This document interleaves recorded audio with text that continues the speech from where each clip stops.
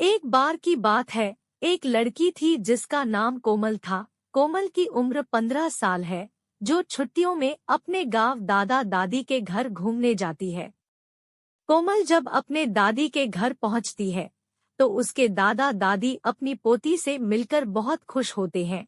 पर ये बात किसी को नहीं पता थी कि जल्दी ही इनकी इस खुशी पर ग्रहण लगने वाला है। कोमल का कुछ दिन तो उसके गांव में बहुत अच्छे से बीता। फिर एक दिन कोमल अपनी सहेलियों के साथ गांव के बगीचे में खेल रही थी। कोमल खेलते खेलते आम के पेड़ को देखती है। उसके बाद वो अपनी सहेलियों से कहती है, चलो ना आम तोड़ते हैं। कोमल ढेले से आम को तोड़ने की कोशिश करती है और उसका ढेला आम पर लग भी जाता है, जिससे आम गिर जाता है। पर आम गिरते हुए थोड़ी दूर मिट्टी में दबे एक पोटली के पास चला जाता है। कोमल जब आम लेने वहां पहुंचती है, तो उसे पोटली का थोड़ा हिस्सा उसे दिखाई देता है। वो सोचती है कि क्या है ये सोचकर वो पोटली बाहर निकल लेती है। उस पोटली को खोलकर देखती है, तो उसे उसमें कंगन मिलते हैं, जो बहुत पुराने दिख रहे होते हैं। कोमल को तो पता भी नहीं था कि ये कंगन उसकी जिंदगी का सबसे भयानक हिस्सा बनने वाला है। वो कंगन उसे अपनी ओर आकर्षित कर लेता है, जिसकी वजह से वो उस कंगन को अपने घर लेकर चली आती है। घर आकर वो ये सारी बातें अपनी दादी को बताती है और वो कंगन भी दिखाती है। फिर दादी ने जो कहा वो सुनकर कोमल डर से कांपने लगती है। दादी कहती है कि वो पोटली कोई आम पोटली नहीं थी, वो एक चुड़ैल की पोटली थी। तुमने ये कंगन उस पोटली से निकालकर उस चुड़ैल को गुस्सा दिला दिया है, वो तुम्हारे पास जरूर आएगी। कोमल डरते हुए दादी से बोलती है, मैं समझी नहीं दादी, वो क्यों और कैसे आएगी? दादी ने बोला, ऐसी ही पोटली में भटकती हुई आत्माओं को कैद करके जमीन में गाड़ा जाता है, और तुमने उस पोटली को जमीन से निकाला है और उसका कंगन भी तुम लेकर आ गई हो। तुम इस मनहूस कंगन के साथ उस चुड़ैल को भी अपने पीछे ले आई हो। ऐसी भटकती हुई गुस्सैल चुड़ैलें अपना बदला लेती है, वो चुड़ैल भी हमसे अपना बदला लेने जरूर आएगी। कोमल इस बात से डरती तो है, पर उसे ज्यादा यकीन नहीं होता। वो जाकर अपने कमरे में सो जाती है। उसी रात को करीब 1 बजे उसके कमरे की लाइट जलने बुझने लगती है। कोमल की नींद खुलती है तो देखती है लाइट नहीं है। वो अपने बिस्तर के बगल रखे टेबल पर पानी पीने के लिए मुड़ती है। तभी वो देखती है कि टेबल के पीछे कोने में कोई औरत बैठी है, जिसकी आंखें एकदम लाल है और एक टक उसे ही देखी जा रही है।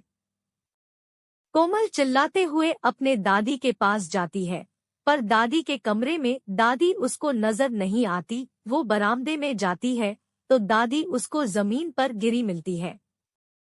कोमल अपने दादा को खोजने जाती है, पर उसके दादा उसे कहीं नजर नहीं आते।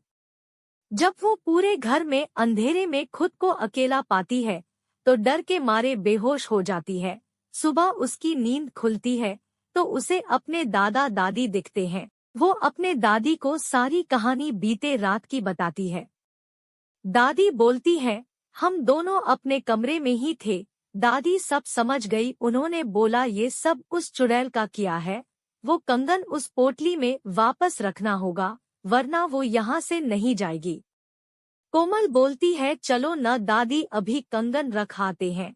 दादी बोलती है, नहीं, उस चुड़ैल से पीछा छुड़ाना है तो तुम्हें अकेले ही, वो भी रात में जाकर उस कंगन को वहां रखना होगा, क्योंकि वो तुम्हारे पीछे है।